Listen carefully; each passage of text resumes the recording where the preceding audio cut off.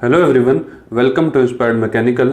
इस वीडियो में हम shear force and bending moment diagram की प्रॉब्लम नंबर 1 डिस्कस करने जा रहे हैं। प्रॉब्लम देखिए किस तरीके से गिवन है। एक बीम गिवन है ए बी, ठीक है। तो ए और बी कैसे सपोर्टेड है? सिंपली सपोर्टेड बीम है और पॉइंट लोड लगा हुआ है। कहाँ कहाँ पे? सी, डी एंड ई पॉइंट के ऊपर। ई पे 2 किलो न्यूटन, डी पे 4 किलो न्यूटन और सी पे 2 किलो न्यूटन। और डिस्टेंस देखिए, ई से बी की भी 1 मीटर है, डी से ई की भी 1 मीटर है, सी से डी की भी 1 मीटर है और ए से सी की भी 1 मीटर है। तो सिंपली सपोर्टेड बीम है। तो सबसे पहले हमें क्या करना पड़ेगा? ए और बी पॉइंट पे क्या करना पड़ेगा? एंड पॉइंट पे रिएक्शंस फाइंड आउट करनी पड़ेंगी, क्योंकि आर ए वी और आर बी वी ये दोनों रिएक्शंस हमें सबसे पहले कैलकुलेट करनी ही पड़ेंगी, उसके बाद ही हम प्रोसीड करेंगे। तो देखिए, रिएक्शंस फाइंड आउट करने के लिए हमें क्या करना पड़ेगा? Moment about this point A, या फिर बी भी ले सकते हैं। हमने मोमेंट अबाउट पॉइंट ए ले ली। अब देखिए, साइन कन्वेंशन जो मैंने प्रीवियस वीडियोस में बताए थे वो आपको ध्यान रखने हैं। तो मोमेंट देंगे जब, तो देखिए किस तरीके से लेनी है। जब मोमेंट अबाउट ए लेंगे, सबसे पहला फोर्स होगा आर बी। जैसे ही आर बी ऊपर की तरफ एक्ट करेगा तो क्या हो जाएगा? टॉप सरफेस गेट कॉन्ट्रैक्टेड हो जाएगा। कुछ इस तरीके से, मैं थोड़ा सा लाइटली बना के दिखा देता हूँ। इस तरीके से टॉप सरफेस गेट कॉन्ट्रैक्टेड हो जाएंगे इस बीम के आर बी वी की वजह से, क्योंकि हमने एज्यूम किया है कि आर बी वी हमारा ऊपर की तरफ एक्ट करेगा। तो देखिए, आर बी वी और ए के अबाउट मोमेंट ले रहे हैं, तो डिस्टेंस देखिए 1 2 3 4, आर बी वी इंटू 4 इस तरीके से लिख देना है। उसके बाद देखिए 2 किलो न्यूटन डाउनवर्ड है ई पॉइंट के ऊपर, तो ये तो डाउनवर्ड फोर्स है, तो इसकी वजह से क्या होगा? बॉटम सरफेस गेट कॉन्ट्रैक्टेड हो जाएंगे। साइन कन्वेंशन आएगा हमारा माइनस का। ये यहाँ पे फोर्स है 2 किलो न्यूटन, तो ए तक की डिस्टेंस लेनी है। ए तक की डिस्टेंस कितनी है? ई से 3 मीटर, तो 2 गुना 3 ये लिख दिया इस तरीके से। अगला फोर्स कौन सा है? 4 किलो न्यूटन और डिस्टेंस कितनी है? 2 मीटर। साइन कन्वेंशन वही रहेगा इस बार भी, तो 4 इंटू 2 और उसके बाद सी 2 इंटू 1 इस तरीके से मैंने मूवमेंट लिख दी, इज इक्वल टू 0 हो जाएगी ये मूवमेंट, ठीक है ना। तो उसके बाद हमें इस इक्वेशन को सॉल्व करना है, तो आर बी की वैल्यू आ जाएगी मेरी 4 किलो न्यूटन।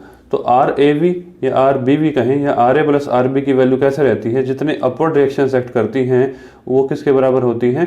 जितने डाउनवर्ड फोर्स एक्ट कर रहे हैं उनके सम के बराबर। यानी जितने फोर्स नीचे से लगेंगे बीम के, उतने ही फोर्स ऊपर से भी लगेंगे, तो नीचे वाले फोर्सेस का योग ऊपर वाले फोर्सेस के योग के बराबर रहेगा।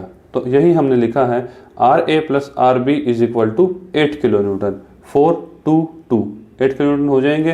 तो आर बी की वैल्यू आ गई थी 4 किलो न्यूटन, आर ए की भी वैल्यू आ जाएगी 4 किलो न्यूटन। जैसे ही ये वैल्यू आएगी आर ए और आर बी की, ये वैल्यू आप यहाँ पे लिख सकते हैं 4 kilo Newton and 4 kilo newton. तो ये तो होगी रिएक्शंस की बात। अब देखिए, अब shear force bending moment diagram बनाने हैं, तो सबसे पहले हमें शियर फोर्स कैलकुलेशंस तो करनी ही पड़ेंगी। तो शियर फोर्स कैलकुलेशंस किस तरीके से करनी है? मेथड देखिए हमें किस तरीके से करना है। ई और बी, देखिए सबसे पहले इस पॉइंट से शुरू कर देते हैं। ई और बी पॉइंट के बीच में हमें क्या करना है? एक क्रॉस सेक्शन ड्रॉ करना है इस तरीके से, ठीक है। इस तरीके से क्रॉस सेक्शन ड्रॉ करना है। एक्स एक्स उसका नाम दे देंगे हम, या एक्स एक्स 1 भी लिख सकते हैं, ठीक है, क्योंकि फर्स्ट क्रॉस सेक्शन है ई और बी के बीच में। अब देखिए, साइन कन्वेंशन याद कीजिए शियर फोर्स के कैसे थे। शियर फोर्स के साइन कन्वेंशन कुछ इस तरीके से, मैं एक बार रिकॉल करा देता हूँ आपको। इस तरीके से थे। ये पॉजिटिव लिया जाता था, ध्यान दीजिए, ये पॉजिटिव लिया जाता था। यानी क्रॉस सेक्शन है, अगर कोई भी क्रॉस सेक्शन से राइट डाउनवर्ड मेरा पॉजिटिव होता था और लेफ्ट अपवर्ड भी पॉजिटिव होता था, और इसका अपोजिट नेगेटिव, ठीक है। तो देखिए, राइट साइड अपवर्ड, डाउनवर्ड तो पॉजिटिव होता है लेकिन अपवर्ड कैसा रहता है? नेगेटिव रहता है। आर बी की वैल्यू कितनी आई थी? अभी 4 किलो न्यूटन आई थी यहाँ पे, 4 किलो न्यूटन, राइट। और ये भी कितनी थी? 4 किलो न्यूटन। तो क्रॉस सेक्शन एक्स एक्स 1 से राइट साइड कौन सा फोर्स एक्ट कर रहा है? 4 किलो न्यूटन अपवर्ड। तो 4 किलो न्यूटन अपवर्ड है, तो यही मेरा शियर फोर्स हो जाएगा, but negative sign convention, -4 kilo newton लिखेंगे हम इसको, ठीक है। उसके बाद इस क्रॉस सेक्शन एक्स एक्स को यहाँ एज्यूम ना करके हमें यहाँ एज्यूम करना है। अगली बार यहाँ मानेंगे, एक्स एक्स 2 नाम दे देंगे उसका इस बार हम, ठीक है। अब देखिए, ये क्रॉस सेक्शन है मेरा जहाँ पे मेरी पेंसिल है, और इसके साइड में देखिए कितने फोर्स एक्ट कर रहे हैं। एक 4 किलो न्यूटन ऊपर की तरफ और 2 किलो न्यूटन नीचे की तरफ। ऊपर वाले का साइन कन्वेंशन माइनस है, नीचे वाले का क्या हो जाएगा? ध्यान दीजिए, इधर पॉजिटिव हो जाएगा।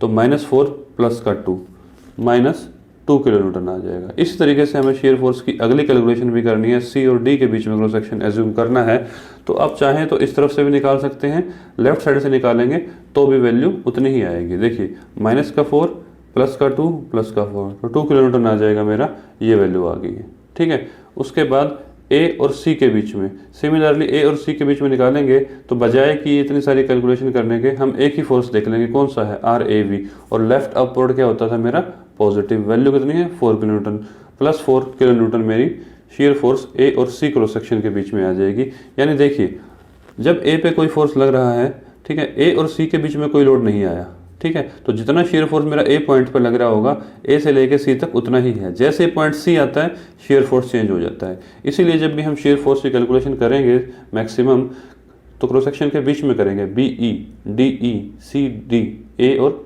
सी। ठीक है, तो देखिए शेयर फोर्स की कैलकुलेशन तो हमने कर ली। अब शेयर फोर्स डायग्राम कैसे बनाना है, जितनी मेरी लेंथ ऑफ बीम है उतनी ही एक हॉरिजॉन्टल लाइन ड्रॉ करूंगा। ये हॉरिजॉन्टल लाइन ये शो करती है कि इस ए बी लाइन के ऊपर मेरा शेयर फोर्स 0 है, और इस लाइन से ऊपर मेरा शेयर फोर्स पॉजिटिव है, और इस लाइन से नीचे की तरफ शेयर फोर्स मेरा क्या है, नेगेटिव में है। तो देखिए शेयर फोर्स बी और ई के बीच में कितना है, -4। तो देखो बी पे भी 4 है और ई पे भी 4 है, यानी आप क्या करें, अपने थोड़ा सा एस्टिमेशन से, अंदाजे से नीचे की तरफ एक वर्टिकल लाइन लेके आए जो कि शो करेगी 4 किलो न्यूटन। यानी ये जो मैग्नीट्यूड है, ये कितना शो कर रहा है मेरा, 4 किलो न्यूटन को शो कर रहा है। ठीक है, आप अपनी मर्जी से ले लेना, कितना भी, ज़्यादा कम भी ना हो और ज़्यादा बड़ा भी ना हो ये। ठीक है, तो अंदाजे से ले लेना 4 किलो न्यूटन। उसके बाद जब ये 4 किलो न्यूटन फिक्स हो गया, तो ई तक तो कितनी वैल्यू है इसकी, 4 किलो न्यूटन ही है, क्योंकि बी और ई के बीच में कोई फोर्स नहीं आया है। ठीक है ना, जब बी और ई के बीच में कोई फोर्स नहीं आएगा तो उसकी वैल्यू सेम ही रहेगी, ई पे जाके चेंज हो जाएगी। तो देखिए बी से लेके ई तक हॉरिजॉन्टल लाइन ड्रॉ करनी है। ठीक है ना, ये हॉरिजॉन्टल वेरिएशन होती है जब पॉइंट लोड एक्ट करता है बीम के ऊपर, तो हॉरिजॉन्टल वेरिएशन होगी शेयर फोर्स की। जैसे ही ई पॉइंट आया, ई पॉइंट पे अब आपका वैल्यू कितनी हो गई है, शेयर फोर्स डी और ई के बीच में, सॉरी ई और बी के बीच में -4 किलो न्यूटन ही थी, लेकिन जैसे ही पॉइंट आपका ई आएगा, ई पॉइंट पे मेरी वैल्यू हो जाएगी ई और डी के बीच में -2 किलो न्यूटन। तो देखिए यहाँ तक तो 4 किलो न्यूटन चली रही थी माइनस का, उसके बाद ई और डी के बीच में कितनी होगी, 2 किलो न्यूटन। तो हमें थोड़ा वर्टिकली जाना है ऊपर, तो ये टोटल 4 था, इसके मिडल में कहीं आएगा 2 किलो न्यूटन, ई पॉइंट पे कितनी वैल्यू हो जाएगी, 2 किलो न्यूटन। और यहाँ से लेफ्ट की तरफ चलेंगे, क्योंकि डी और ई के बीच में कितनी वैल्यू है, 2 किलो न्यूटन, ये आई थी मेरी -2।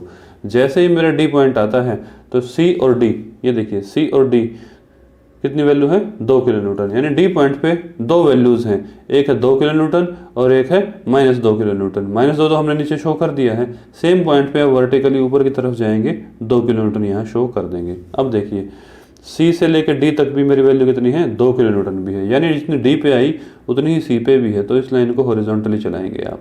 अगर कोई फोर्स बीच में नहीं आ रहा सी और डी के, तो जितनी मेरी डी और ई के बीच में वैल्यू आई थी, उसके बाद जब चेंज हुई डी पॉइंट आते ही, तो डी से लेकर सी तक भी आप उतनी ही रखेंगे।